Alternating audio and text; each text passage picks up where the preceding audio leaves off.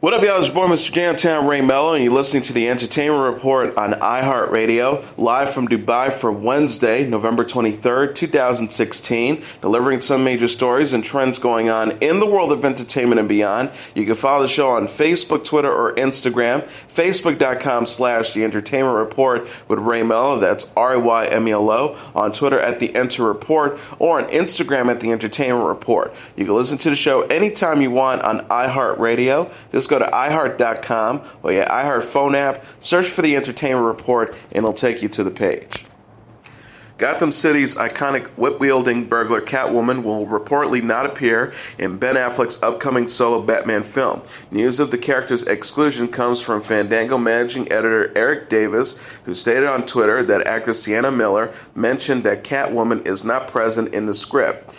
Davis wrote, quoting Miller, "Sienna Miller told me tonight that she wants to play Catwoman in Affleck's Batman movie. She is not in the script, but I want to write her in." Notably, Miller starred alongside Affleck in the actor-director's next film, Live by Night, about a notorious gangster in Boston set in the 1920s. Affleck, who's also directing the Batman project and working on a script alongside famed comic book writer and DC Entertainment head Jeff Johns, has already cast Joe Magliano in the film as the formidable assassin Deathstroke.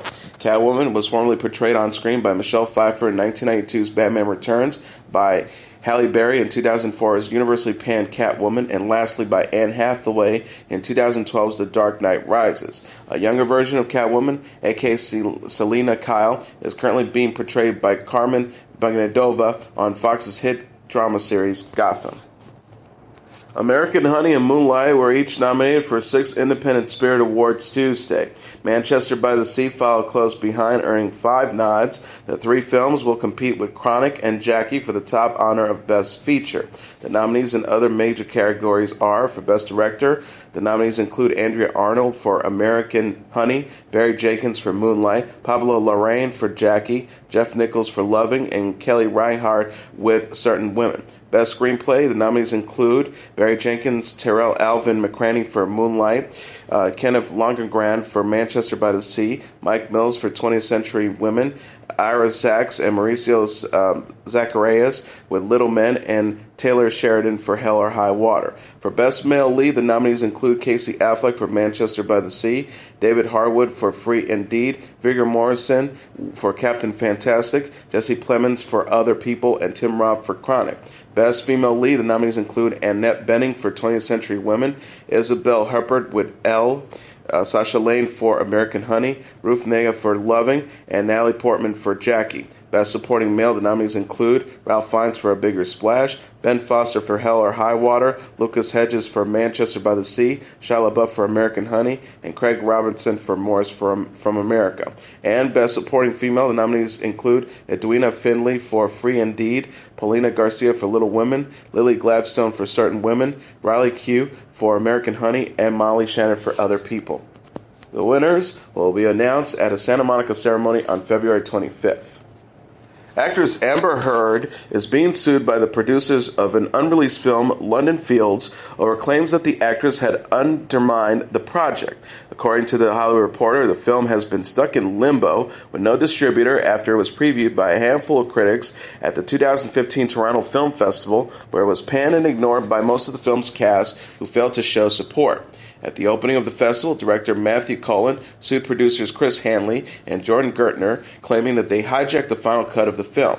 Hanley and Gertner then countersued 2 months later, stating Cullen had breached his contract along with Heard, who objected to filming sex scenes despite agreeing to do so in her contract. The complaint filed by the Los Angeles Superior Court reads, "While the inherent tension between actors and directors on the one hand and producers on the other is nothing new in Hollywood, the unauthorized and unlawful acts of Heard, Cullen, and others, most notably their campaign to damage plaintiff, the picture, and the picture's investors, are perhaps unprecedented." It continues by reading, "Indeed, as a result of their misconduct, which continues to this day, the very promised picture remains in limbo, hijacked and placed under a cloud by Heard, Cullen, and others." It also read, as a result of Heard's refusal to comply with her contractual obligations, including her improper refusal to act in provocative scenes contained in the pre-approved script, key scenes in the script had to be removed or rewritten to accommodate Heard's behavior. Based on the acclaimed Martin Amis novel of the same name, London Fields stars Heard as a psychic who was said to be murdered.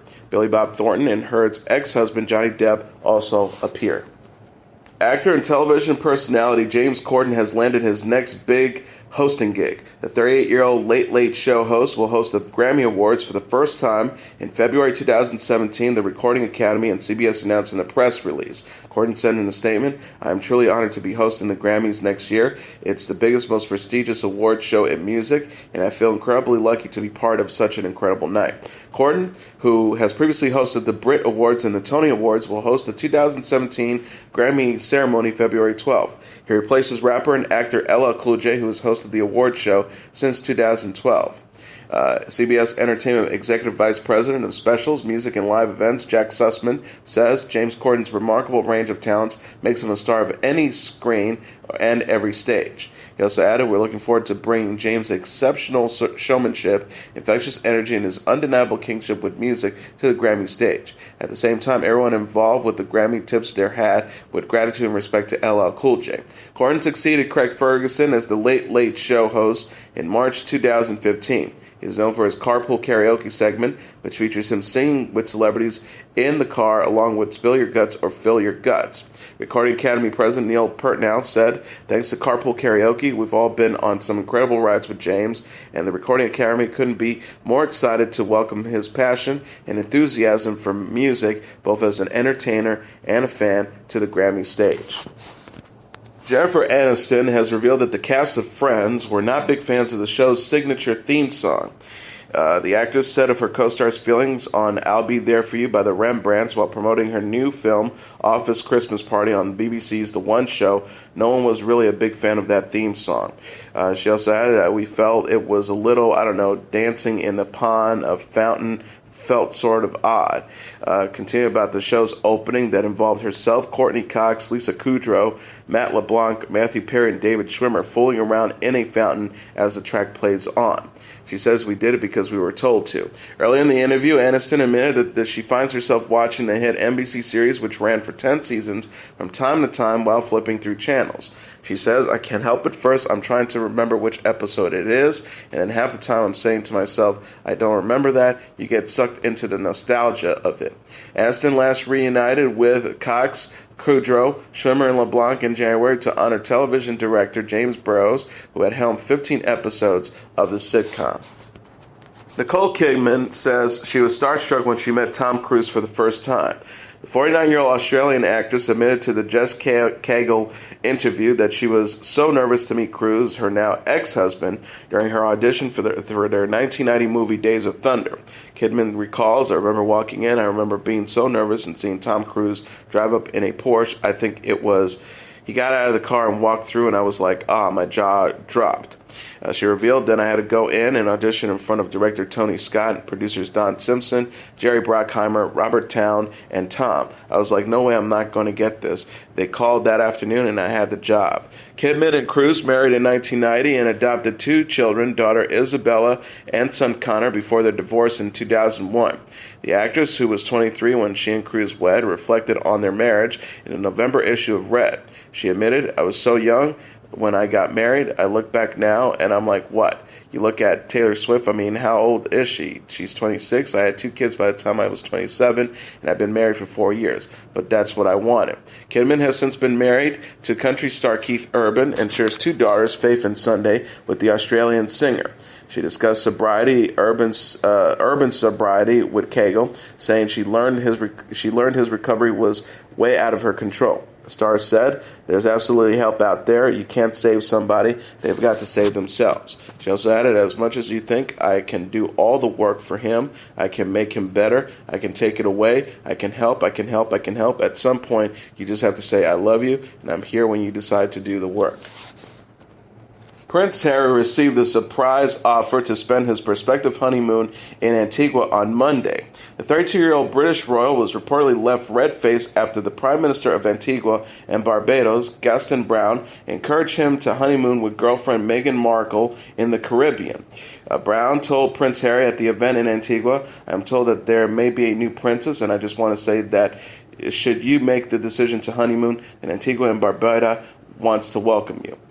He added, "We have been voted consistently as the best honeymoon destination in the Caribbean and one of the best in the world, so there will be nowhere in the world as special to spend your honeymoon when that day arrives." People reported Prince Harry winced a little and fiddled with his shirt to avoid eye contact after the Prime Minister invitation, which was made in front of 300 guests. Brown later told reporters he thinks the royal and Markle make a very good-looking couple, according to E! News. He says, "Yes, I heard about her, and I heard they are speculating that they will now get married. I hope that Harry and Meghan come here for quite some time very soon."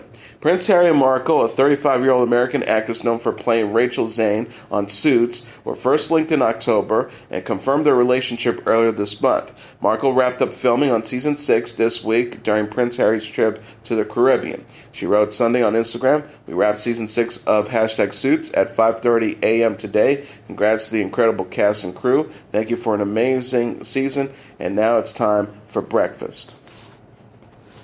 Jana Kramer had nothing but kind words to say about her time on Dancing with the Stars. Kramer said after she and partner Gleb Shavanenko were eliminated from the show Monday night, "This has been amazing. Those people up there so deserve to be there. They're absolutely amazing. It was our time. He's been the most incredible partner." Competing against Calvin Johnson and Lindsay Arnold, Laurie Hernandez and Val Chemerinsky, and James Hinchcliffe and Shara Burgess, Kramer and Shavanenko had the lowest combination of points and votes, knocking them out of the running for the Mirror Ball trophy. As for who will be crowned champion, TV host Jimmy Kimmel has his money set on Hernandez. Wrapping up its 23rd season, the Dancing with the Stars finale aired Tuesday. Keeping up with the Kardashian stars, Kourtney and Khloe Kardashian dazzled on the red carpet Monday.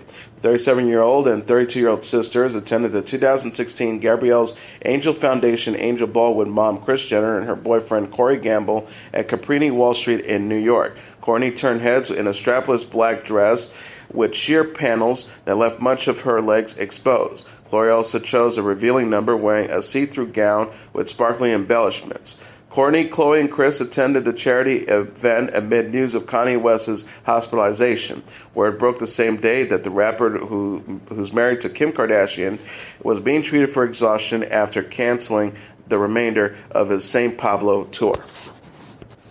Sister Wives star Maddie Brown is going to be a first-time mom. The 21-year-old reality star and eldest daughter of Cody and Janelle Brown announced Monday that she's pregnant and expecting her first child with husband Caleb Brush. She captioned a photo of Brush kissing her baby bump on Instagram, "So happy to announce our little addition." Maddie and Caleb married in Bozeman, Montana in June after getting engaged in September 2015. The couple told People that they are both really excited and anxious to welcome a new addition to the family. The pair said, "I think every soon-to-be parent is anxious, but we have so much support from both sides of our family." Maddie added, "I think I'll be the disciplinary parent just because Caleb already has a soft spot for the baby. He already has so much love for the baby." Cody and Janelle, who practice polygamy, are also parents to Logan, Hunter, Garrison, Gabriel, and Savannah. Cody shares 9 children with his 3 other wives, Mary, Christine, and Robin Brown, and adopted Robin's 3 children from her first marriage in 2015. Maddie told the magazine, "We think it would be super cute to have different names for all the grandmas like Amma, Grams, and Babika.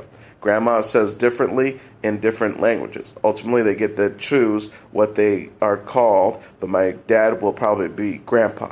Maddie and her family came to fame on Sister Wives, which will return for a 7th season on November 27th. Maddie and several of her siblings revealed on the Tell All special in 2015 that they won't choose to practice polygamy like their parents. Alicia Silverstone has gone nude for PETA's new anti-wool campaign. The tagline for the ad reads, "I'd rather go naked than wear wool," that is set to appear soon near Times Square, New York City. The image features the clueless star showing off her bare backside inside a lush forest as she carries a plastic sheep's mask. PETA also shot a promotional video for the ad while where Silverstone explains why she is against wearing wool. She explains wool in general has not been thought about by many, many people. It's just not something that really brings to their attention. She says the biggest thing that people always say to me is, oh, but they just shear the sheep. They don't kill the sheep. Shearing isn't like, oh, let me just take your hair off because you need to give me your coat. It's not like that, the 40-year-old continued before detailing the violent process that takes place in order to get wool.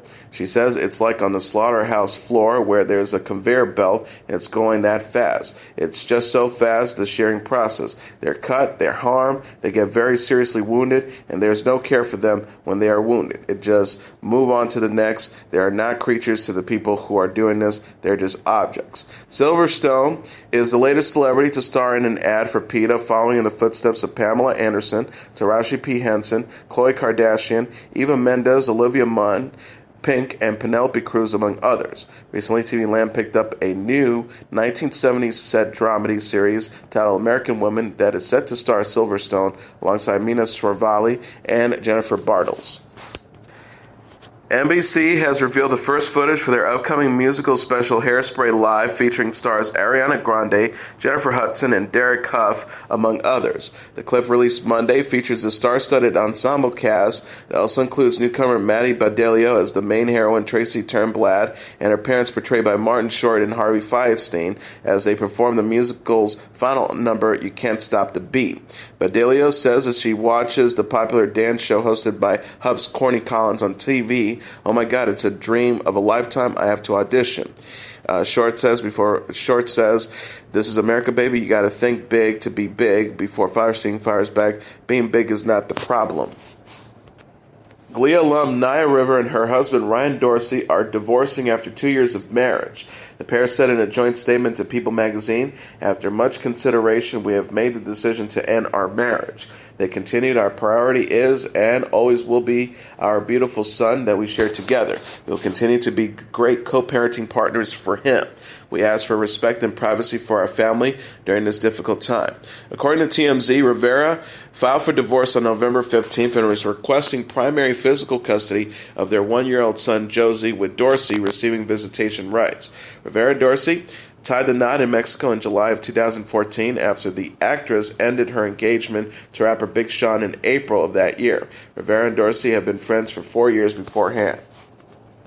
While appearing on The Tonight Show, Jason Sudeikis, Kristen Chenoweth, and host Jimmy Fallon competed in a game Fallon described as like Pictionary but with clay.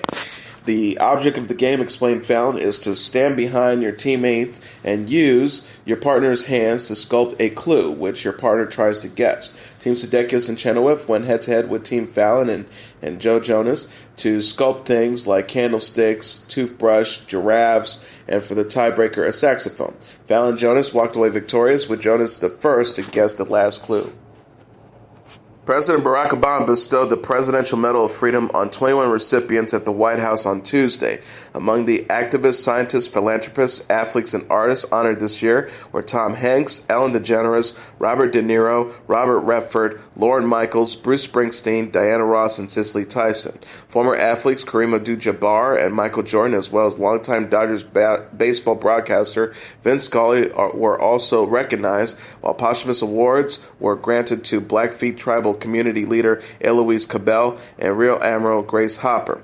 Other recipients include philanthropist Bill and Melinda Gates, architect Frank Gehry, sculpture and landscape artist Maya Lin, and polymath physician Richard Garwin.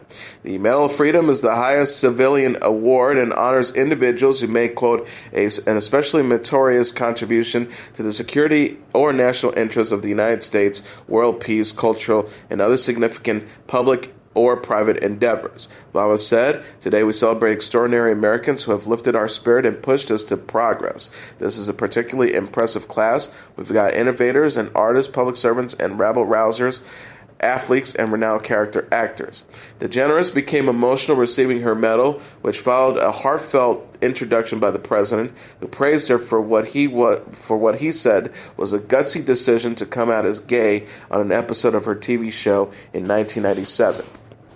Kanye West's fellow stars are offering their well wishes and support during his recent hospitalization and slamming those who are making jokes about the rapper. West was hospitalized Monday for reportedly acting erratically while at his trainer's house in Los Angeles. Since news of West's unknown illness broke, celebrities have been tweeting him their well wishes and calling for compassion from the people who are making jokes about the situation. Andy Lasner, the executive producer of The Ellen Show, wrote and tweeted, "The easy thing to do is make Kanye West jokes. The compassionate thing to do is hope he's okay and gets the help he needs." Singer Janelle Monáe says she is praying for West. She tweeted, "Praying for Kanye, praying he has the right energy surrounding him during this time, sending peace and love." Actor Emil Hirsch wished West well and said he can relate to West's situation. He tweeted, "Hey, at Kanye West, get better, man. People are making jokes right now, but having been there myself, I hope he gets the help he needs." Marlon Wayans asked his followers to remember West's humanity during his struggle. He wrote, "And I hope you all pray for at Kanye West too. He's not just an artist, but he's a father, a son, a husband, and above all, human. Get well soon." An unknown source revealed that West is reportedly suffering from exhaustion and sleep deprivation.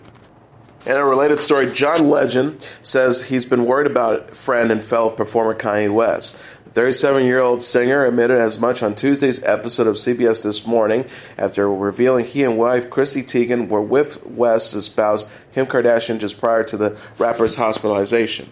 Legend said, "We were with Kim actually right before all that. I was concerned by what I saw, so hopefully he's getting some rest and some time to figure things out."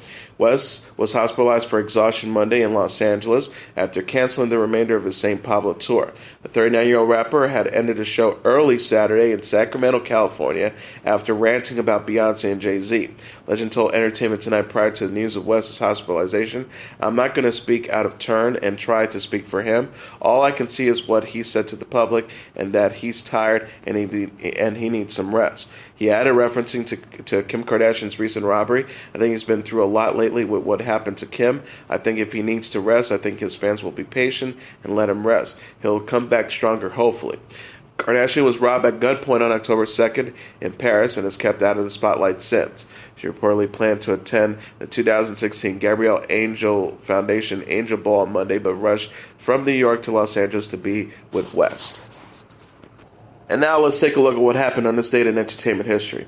On this date in 1936, bluesman Robert Johnson records for the very first time in the San Antonio recording studio. The legend of Robert Johnson, arguably the most influential blues performer of all time, began growing in earnest only in the early 1960s, more than 20 years after his death. It was in the 1959 publication of Samuel Charter's The Country Blues that introduced his name to many, but as Charters himself observed of Johnson at this time, almost nothing is known about his life. He is only a name on a few recordings. What is well known about those recordings is that they helped inspire a blues rock revolution in the decade that followed, a revolution led by young British musicians like Eric Clapton and Keith Richards. What is less well known, perhaps, is just how small that body of work actually is. In his short but hugely influential life, Johnson spent only 5 days in the recording studio, recording only 41 total takes of 29 different songs. 13 of those takes included 8 of those, including Sweet Home Chicago and Terraplane Blues, were captured during his first ever section on this date in 1936, in a makeshift studio set up in adjoining rooms of the Gunter Hotel in downtown San Antonio. Johnson returned to the Gunter Hotel twice more later in that same week, and then recorded once more over the course of 2 days in 1937 in Dallas. The result of those sessions were 1278 RPM records issued on the Vocalion label in 1937 and 1938, the last of them after Johnson's death by poison at the hands of a jealous husband on August 16, 1938. Almost immediately, Johnson's recordings gained a cult following among blues collectors like John Hammond, who would later gain fame as the discoverer of artists ranging from Billie Holiday and Big Joe Turner to Bob Dylan, Aretha Franklin, and Bruce Springsteen.